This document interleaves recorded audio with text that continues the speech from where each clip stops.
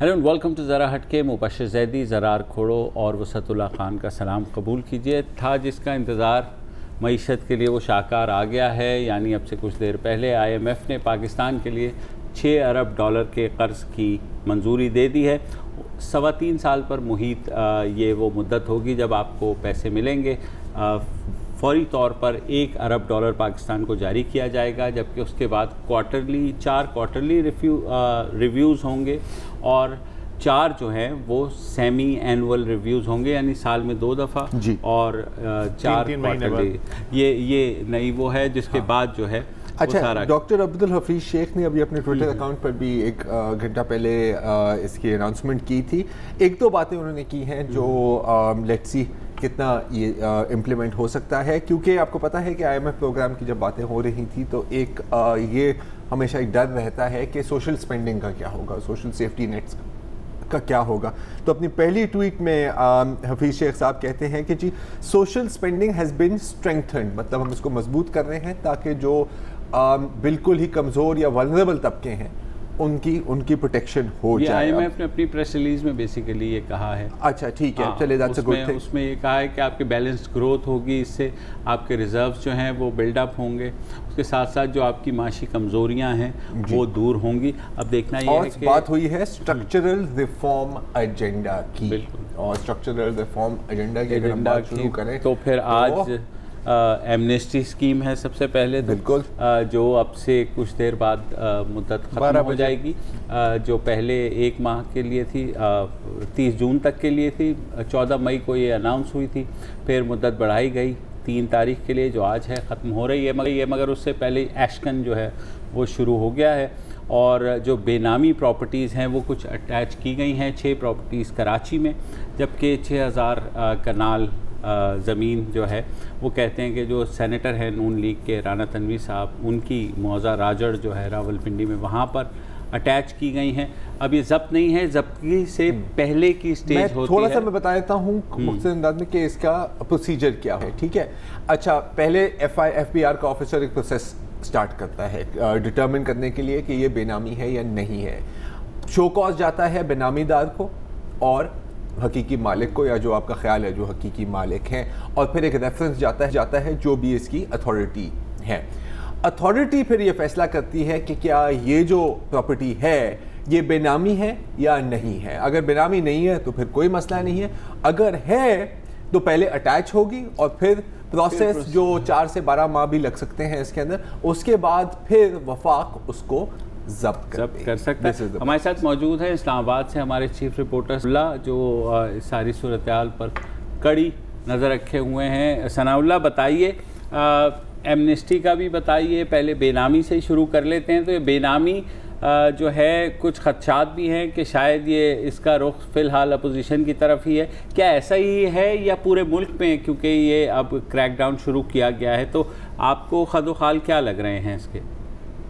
मुबशर साहब, कल कैबिनेट का इजलास था और उसके बाद जो एलामिया रिटर्न जारी किया गया उसमें एक प्राइम मिनिस्टर का फ़िक्रा था, जिससे मुझे पढ़ के उसी वक्त खदशात नज़र आ गए कि प्राइम मिनिस्टर ने बड़ा वाज़े उसमें कहा था कि आज से बेनामी एक्ट के तहत कार्रवाइयाँ शुरू होंगी और सियासतदानों की बेनामी एक्टिविटी प्रॉपर्टीज़ हैं पहले उनको जो है ना अटैच किया जाएगा, जब्त किया जाएगा।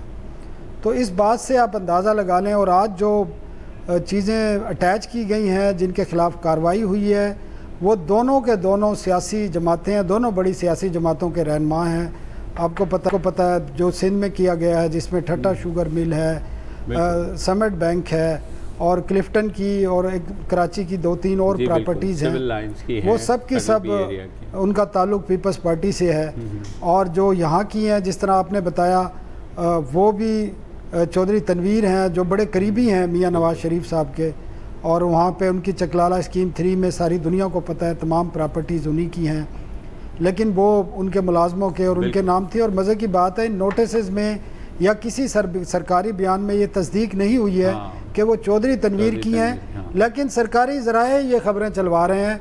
और ये पहली दफ़ा हुआ है, मैंने जो जर्नलिज्म में देखा है 1-2 दफ़ा पहले भी हुआ है कि हमें खुद मांगे बगैर ये चीज़ें दी जा रही हैं, यार ये ले लो, ये चलाओ, ये उसकी हैं, ये उसकी हैं।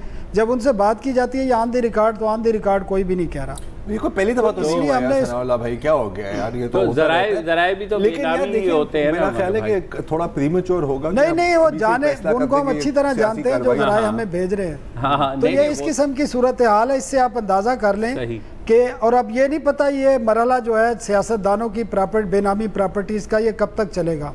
अच्छा तो सनाउल्लाह, इसको जरा आपकी बात भी हुई FBI वालों से, ये कितना एक उन्होंने अंदाज़ा लगाया कितनी बेनामी प्रॉपर्टीज़ हैं, कितनी एक जो है वो रिकवरी करने का सोच रहे हैं? देखें जिस तरह बताया खोड़ो साहब ने कि इसका एक पूरा प्रोसेस है, लेकिन इनके पास तो वो 1.5 लाख से ज़ायद का जो है वो डेटा है लोगों का मुख्तलिफ़ किस्म का। उनको बैंक अकाउंट से भी देखा है, उनके बेनामी बैंक अकाउंट्स हैं या कुछ तो आपको पता है वो सामने भी आए हैं नैब की इन्वेस्टिगेशन में, और उसका उन्होंने एक तोड़ भी निकाला। एक स्टेट बैंक के ज़रिए वो बायोमेट्रिक अकाउंट्स कर रहे हैं, तमाम तकरीबन हो चुके हैं। तो डेटा है इनके पास। अब उसको ये सिलेक्ट क्यों किया गया है पहले सियासतदानों को, ये मुझे समझ से बालातर है, क्योंकि हालांकि हुकूमत को पता भी है कि इसका एक फायर बैक भी होगा सियासतदानों की तरफ से कि उनको विक्टिमाइज़ किया जा रहा है, लेकिन सिलेक्ट ये किया गया। और ये इतना एक, अगर ये अच्छा काम है मेरे ख्याल में तो ये बेहतर काम है डॉक्यूमेंटेशन के हवाले से। हम सबको जिनके पास 6 लाख से ज़ायद जिनकी सालाना आमदन है उनको टैक्स देना चाहिए और गोशवारे भी जमा कराने चाहिए। एमनेस्टी पे अब इन्होंने कहा है कि तकरीबन 70 अरब के करीब जमा हुए हैं, 1,10,000 लोगों ने जो है अपने एसेट्स डिक्लेयर किए हैं, 25,000 प्रोसेस में हैं। तो क्या हम इसे कामयाब कह सकते हैं एमनेस्टी को? लास्ट ईयर की जो एमनेस्टी थी उसमें 125 अरब के करीब हुआ था जी। लास्ट जो एमनेस्टी थी ना वो पाकिस्तान की सबसे कामयाब थी। 75,000 से 80,000 लोग आए थे, 125 अरब रुपए का टैक्स जमा हुआ था और तकरीबन 2.5 ट्रिलियन के जो एसेट्स थे मालियत के वो डिक्लेयर हुए थे। अब असल में देखना ये है क्योंकि ये इसकी जो मालियत है जो डिक्लेयर हुए हैं एसेट्स, चाहे वो डोमेस्टिक हैं चाहे ऑफशोर हैं, जब तक उसकी मालियत सामने नहीं आती उस वक्त तक आप अंदाज़ा नहीं कर सकते ये कितनी कामयाब है।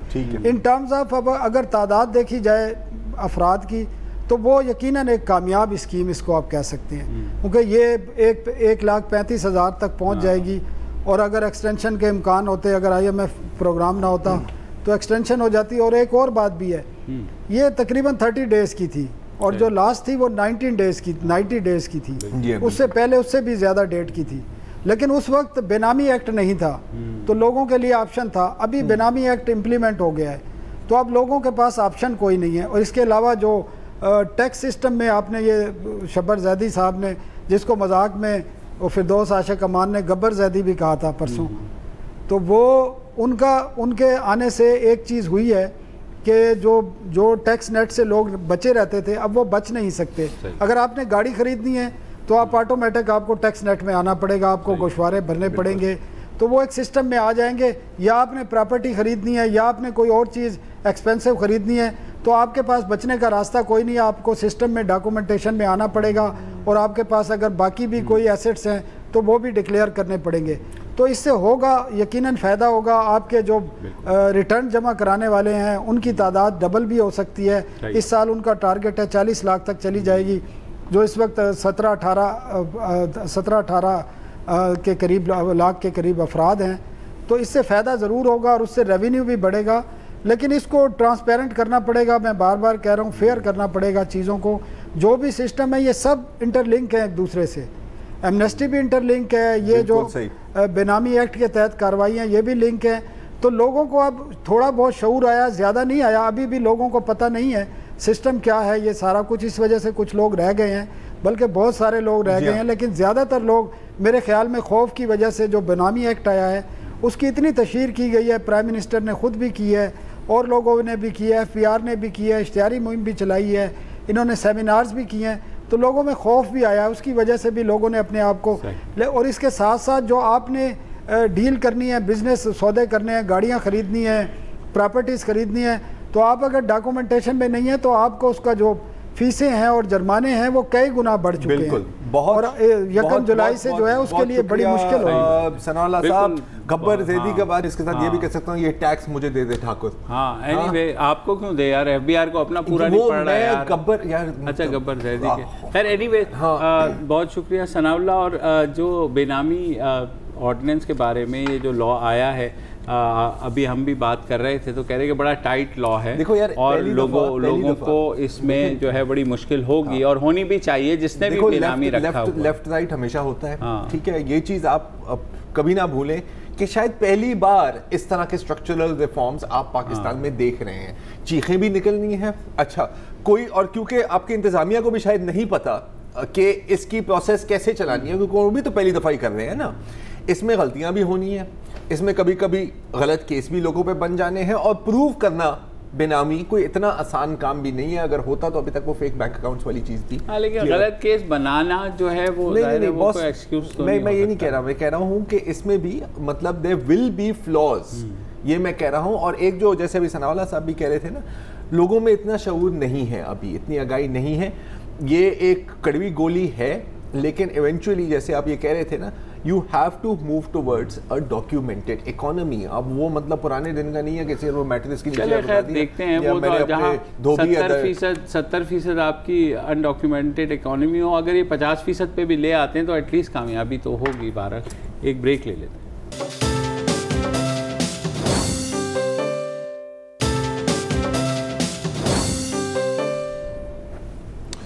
Welcome back. इस महीने ख़ासा इम्कान है कि वज़ीर-ए-आज़म इमरान खान पहला सरकारी दौरा करेंगे अमेरिका का। वाशिंगटन में सदर ट्रंप से भी मिलेंगे। इस दौरान ये भी ख़बरें आ रही हैं कि तालिबान और अमेरिका के मुज़ाकरात आगे बढ़ रहे हैं और पाकिस्तान उसमें आमिल किरदार अदा कर रहा है, और अमेरिका और पाकिस्तान के रवैये और ताल्लुकात की जो केमिस्ट्री है उसमें भी आहिस्ता आहिस्ता तब्दीली आ रही है। इसका एक वाज़ेह सबूत कल हमें मिला जब वाशिंगटन में दफ्तर ख़ारजा से ये ख़बर आई कि अलहदगी पसंद तंजीम बलूचिस्तान लिबरेशन आर्मी और BLA उसको अमेरिका ने बाज़ाब्ता तौर पे एक दहशतगर्द तंजीम डिक्लेयर कर दिया है। दफ्तर ख़ारजा के बयान में कहा गया कि BLA अगस्त 2018 में दालबंदीन में चीनी इंजीनियर्स पे हमले में मुलव्विस रही, नवंबर 2018 में कराची में चीनी कौंसिल खाने पर, और मई 2019 यानी अभी 2 महीने पहले गवादर पर्ल कॉन्टिनेंटल पे दहशतगर्द हमलों में भी मुलव्विस है, लिहाजा उस पर पाबंदी लगाई जाती है। पाबंदी का मतलब ये है कि अमेरिका में BLA की अगर कोई मनकूला या गैर मनकूला इमदाद या अकाउंट्स हैं या असासे तो वो मुंजमद हो गए हैं। अमरीकी शहरियों को पाबंद किया गया है कि वो BLA से किसी किस्म का ताल्लुक़ नहीं रख सकते। पाकिस्तानी दफ्तर ख़ारजा ने ज़ाहिर है इस पाबंदी का खैर मक़दम किया है, मगर साथ ही साथ ये भी कहा है कि इन दहशतगर्द तंजीमों के सहूलतकारों, बैरूनी मददगारों और माली मदद करने वालों का भी निशानदेही होनी चाहिए ताकि उन्हें भी इंसाफ के कटहरे में लाया जा सके। पाकिस्तानी वज़ारत दाखिला के जो आदाद शुमार हैं उसके मुताबिक 70 कलअदम तंजीमों की एक फ़हरिस्त है। इसमें से 15 तंजीमें अलहदगी पसंद हैं और इन 15 में से 13 का ताल्लुक़ बलूचिस्तान से बताया जाता है। BLA समेत 6 सरकर्दा बलोच अलहदगी पसंद तंजीमें पाकिस्तान में 2006 से 2013 के दरमियान कलअदम करार दी जा चुकी हैं। BLA का नाम ये 2004 के बाद मुतवातिर लिया जा रहा है, लेकिन तारीख़ बहुत पुरानी है। आपको याद होगा कि जुल्फ़िकार अली भुट्टो के दौर में बलूचिस्तान में एक शोरश बर्पा हुई थी। उस दौरान BLA का नाम पहली दफ़ा सुना गया, लेकिन उसकी एक्टिविटी इस नौइयत की नहीं थी। लेकिन 2004 के बाद खुसूसन नवाब अकबर बुगटी की शहादत के बाद से जब बलूचिस्तान में बेचैनी बढ़ी है तो इस तंजीम का नाम और दीगर तंजीमों का नाम जो है वो सामने आना शुरू हुआ, और इसने बड़ी बड़ी जो कार्रवाइयाँ थी, दहशतगर्द कार्रवाइयाँ, उनकी ज़िम्मेदारी कबूल करनी शुरू की। कहा यह जाता है कि वैसे तो और भी तंजीमें हैं, लेकिन BLA वाहिद तंजीम है जिसकी रीच में पूरा सूबा बलूचिस्तान, बल्कि बलूचिस्तान से बाहर के जो हैं वो इलाके भी हैं। चीनी कौंसिल खाने पे जो हमला हुआ था पिछले साल दिसंबर में, उसके चंद दिनों बाद ही कंधार में BLA के जो उस वक्त के कमांडर थे असलम अच्छू जी, वो एक खुदकुश हमले में अपने कई साथियों समेत मारे गए थे। उसके बाद से BLA की जो क़यादत है वो बशीर ज़ेब के पास बताई जाती है। ये जो चीनी कौंसल खाने पे हमला हुआ था उसकी जो FIR कटी थी 13 अफराद के ख़िलाफ़, उसमें एक मास्टरमाइंड हैरबियार मरी साहब जो हैं उनको भी नामज़द किया गया था। हैरबियार मरी साहब इस वक्त UK में पनाह गुज़ीर दर्जे पे बताए जाते हैं। अब आपको ये हैरत होगी कि बरतानिया जिसने अपनी दहशतगर्द फहरिस्त में BLA का नाम रखा है, तो हैरबियार मरी साहब वहाँ रेफ्यूजी स्टेटस क्यों है? इस पे बरतानिया का मौक़िफ़ ये है कि हमें कोई डायरेक्ट लिंक जो है उनका नज़र नहीं आता अपने ज़राए से जो उन्होंने तहक़ीक़ की है हैरबियार का BLA से बज़ाहिर, तो हम ज़ाहिर है कि सिर्फ सुनी सुनाई पे कार्रवाई नहीं कर सकते हैं। लेकिन जब अमेरिका ने अब चूँकि कर दिया है, तो अमेरिका के बाद अब यूनाइटेड नेशन की जो डेजिग्नेटेड लिस्ट है उसमें ऑटोमेटिकली नहीं आएंगे। अच्छा। उसके लिए कार्रवाई जो है उसका रास्ता हमवार हो गया है। ठीक है। अच्छा, अब एक और चीज़ जो है वो मैं बता दूं कि इसकी कोई इतनी अमली अहमियत नहीं है। ज़ाहिर है BLA ने कोई जेस बेनेटन में अकाउंट तो नहीं खोला होगा ना न्यूयॉर्क में। हाँ। लेकिन सिंबॉलिक जो अहमियत है बिल्कुल उसी तरह से जैसे जिंदुल्ला जो है ईरानी बलूचिस्तान में, हालांकि ईरान और अमेरिका आपको पता है एक दूसरे के दुश्मन है, लेकिन जिंदुल्ला भी जो है उसी लिस्ट में शामिल है। इल्ज़ाम की आप बात कर रहे हैं तो आपने जिक्र किया था असलम उर्फ अच्छू का, जी, चाइनीज़ कॉन्सुलेट के हमले में। जब वो हमले के बाद कुछ तस्वीर आई थी इसकी सोशल मीडिया पर भी चली हैं, वो ज़ेरे इलाज हैं दिल्ली के मैक्स अस्पताल में। ठीक है। अच्छा, इवेंचुअली मारे कहाँ गए? जिसका हमले का अपने कंदाहार में, जहाँ पर इनके बेसेस लोकेटेड हैं। तो अब मेरा आपसे सवाल है, क्योंकि आपने स्टडी किया है कि कॉन्सिक्वेंसेस क्या होते हैं, अगर एक इंटरनेशनली लिस्टेड टेररिस्ट ग्रुप को स्टेट स्पॉन्सरशिप मिल रही हो, उनके टेररिस्ट को किसी एक मुल्क के अस्पताल में ट्रीट किया हो या उनके बेस किसी और मुल्क में हो, उन ममालिक पर कोई पाबंदी लगती है? और ये सब पे इल्ज़ाम आता है। मसलन जैसे अल-जुल्फ़कार या GA सिंध या बलूचिस्तान की तंजीमें, इनको माली मावनत भी दी गई, इनका ट्रीटमेंट वगैरह है, लेकिन वो लिस्टेड तो नहीं। अफ़गानिस्तान का भी है। इसी तरह पाकिस्तान के बारे में भी कहा गया कि जी तालिबान जितने भी ज़ख्मी होते थे वो यहाँ आते थे कोयटा में या कराची में। तो आपका मतलब तो इससे हम ये एक्सपेक्ट कर सकते हैं, आखिरी मेरा सवाल है कि जो सपोर्ट मिलती है बैरून मुल्क, जैसे भी मुल्क से मिलती है, वो अगर, मैं ये नहीं कह रहा कि वो बंद हो जाएगी, क्या वो थोड़ा सा अब अंडरग्राउंड देखेंगे? क्योंकि अब इससे पहले थोड़ा सा ज़्यादा ही पब्लिकली वो डिक्लेयर कर रहे थे। मोदी साहब का भी बयान है, डोवल का भी बयान है, अब थोड़ा सा डाउन प्ले करके होगा काम? नहीं, वो जो उनका बयान है वो ओवरऑल है कि बलूचिस्तान के बारे में, वो ये नहीं कह रहे कि हम BLA के पास, ऐसा नहीं, ऐसा तो कोई भी नहीं करता। अब तो मतलब थोड़ा सा और भी मुताद हो गए, शक्लें बदल जाती हैं। मुताद क्या होता है? चले, आपको पता है, this is war on shadows. This is the war on shadows. वक्फा ले लें।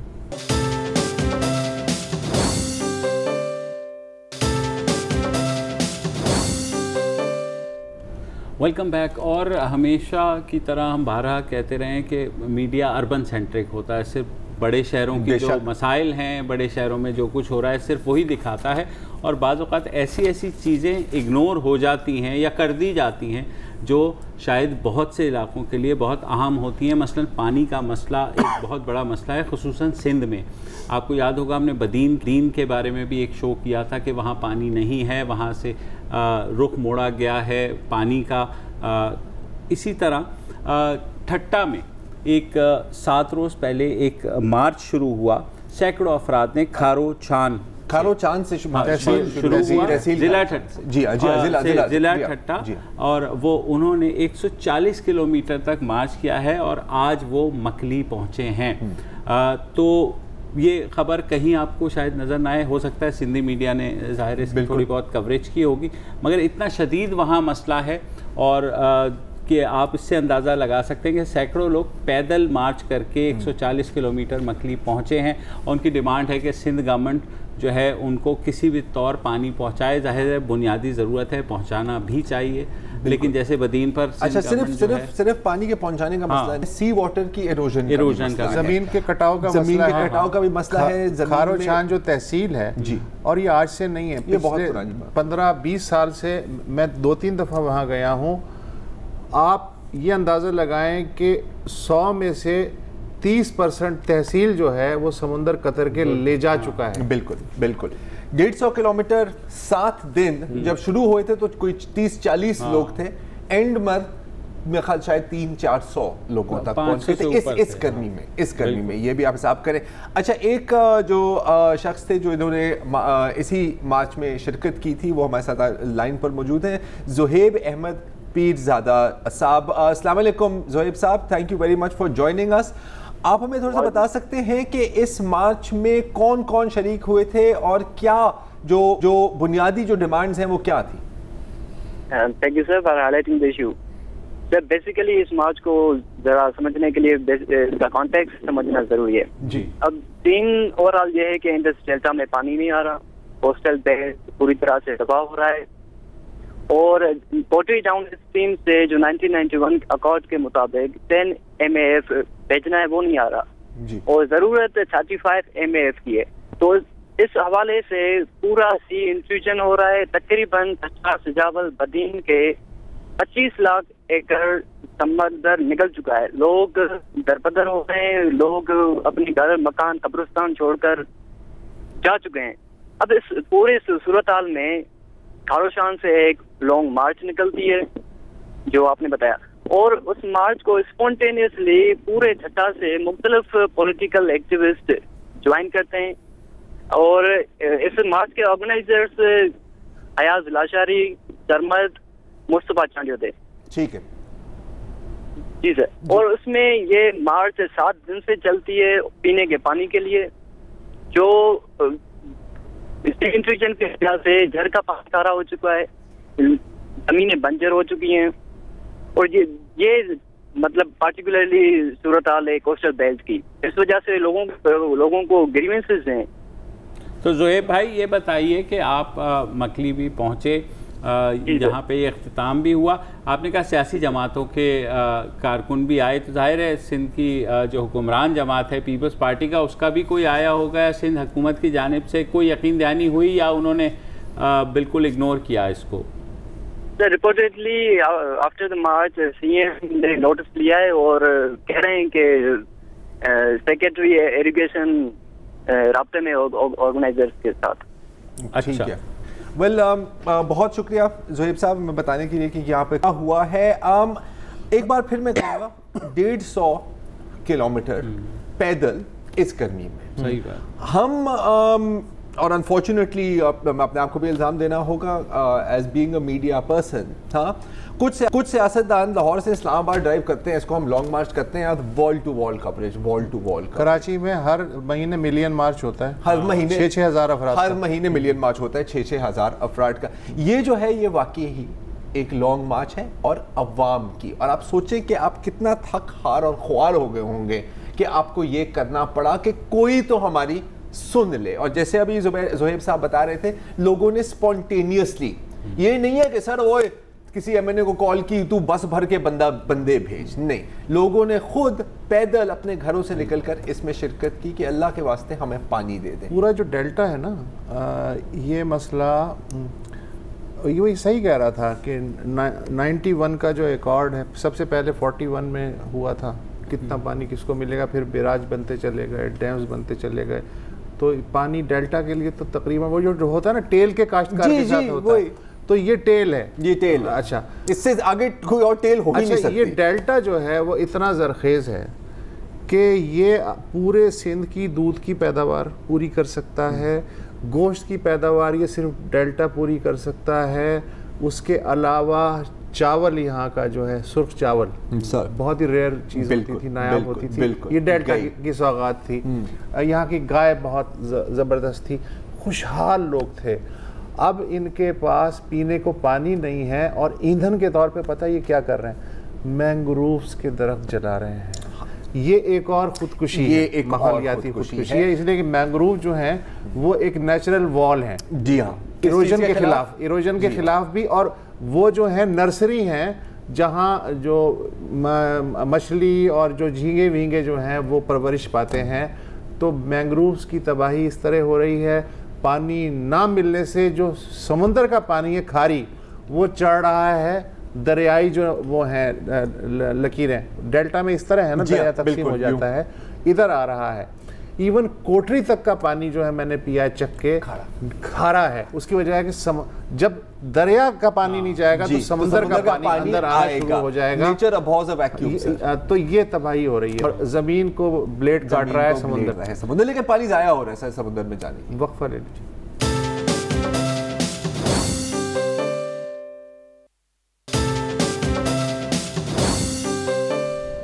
Welcome back. 2006 में फ्रांस के पेरिस के airport Charles de Gaulle airport पर एक पार्सल कस्टम्स वाले पकड़ लेते हैं और पार्सल पाकिस्तान से आया था। जब वो पार्सल खोलते हैं तो उसमें कोई 100 या 150 या 17 मटके थे, ठीक है, और उसमें लिखा हुआ था कि जी ये एक म्यूजियम को जा रहे हैं और ये तकरीबन 100-150 साल पुराने हैं, तो कोई इतना बड़ा मसला नहीं है। लेकिन जब एक एक्सपर्ट ने उनको देखा, उन्हें पता कि लगा कि यार ये 100-150 साल नहीं बल्कि 4 या 5 हज़ार साल पुराने हैं। और फिर जब पूरी इन्वेस्टिगेशन हुई, म्यूजियम पर छापा लगा, तो तकरीबन इस तरह के 450 एंशिएंट आर्टिफैक्ट्स, कुछ 5000 BC मतलब 7000 साल पुराने, सोच सकते हो, वहां से बरामद हुए। और ये सारे के सारे कहां से आए थे? पाकिस्तान से। यहाँ से स्मगल आउट हुए थे, जिसमें एक पूरी नेटवर्क होती है, आपको पता है, उसमें म्यूजियम भी इन्वॉल्व होते हैं, आर्ट गैलरी भी इन्वॉल्व होती है, प्राइवेट कलेक्टर्स भी होते हैं और जाहिर है स्मगलर्स भी होते हैं। खुशखबरी ये है कि कल की ही बात है कि पाकिस्तान की जो एम्बेसी है पेरिस में, वहाँ पर एक सेरेमनी हुई और इन सारे आर्टिफैक्ट्स को पाकिस्तान हुकूमत को वापस किया गया। और उनके जो वहाँ के जो है हमारे चांसरी जो एम्बेसडर हैं, उनका कहना है कि अनकरीब ये अब किसी पाकिस्तान के म्यूजियम में आपको नजर आएंगे। 2-4 वहीं से ना इधर वो अब यार मतलब हमेशा नेगेटिव होने की जरूरत नहीं होती मुबशिर, तेरे हाथ नहीं चढ़ने वाली कोई भी चीज़। और भी तुम्हारा दिल जलाऊं तो टोटल वैल्यू इनकी थी कोई $1.5 लाख, $1.5-2 लाख, तो इतना नहीं है, ये बेनामी पड़ रही है। अच्छा, अब ये जाहिर है कि बहुत बड़ी इंटरनेशनल नेटवर्क है। मोसुल भी लूटा गया, बगदाद का म्यूजियम भी लूटा गया, मिस्र तो मेरा ख्याल है कि सदियों से ही लूटा जा रहा है, काबुल लूटा गया। लेकिन आहिस्ता आहिस्ता मुख्तलिफ ममालिक ये भी कोशिश कर रहे हैं कि ये चीज़ें वापस आ जाएं। अच्छा, इससे मुझे मौका मिलता है कि थोड़ा सा इंडस वैली सिविलाइजेशन की बात करूं, क्योंकि ये सारे आर्टिफैक्ट्स जो हैं ये इंडस वैली सिविलाइजेशन के हैं, जो शायद दुनिया की पहली या at least one of the first civilisations थी। अच्छा, अब जब हम इसका जिक्र करते हैं तो हम क्या सोचते हैं? मोहनजोदाड़ो सोचते हैं, हम हड़प्पा सोचते हैं, ज़्यादा अगर आपने पढ़ लिया हो तो आप मेहरगढ़ का नाम ले लेंगे। लेकिन अगर ये आप मैप देखें, वो मैप वापस लाएं यार, वो बड़ा अच्छा था, तो इनकी जो पूरी जो कवरेज है इंडस वैली सिविलाइजेशन की, ये सिर्फ कोई 3 शहरों तक आके रुक नहीं जाती। अच्छा, अब ये तो चले, उसकी साइज की बात हो गई।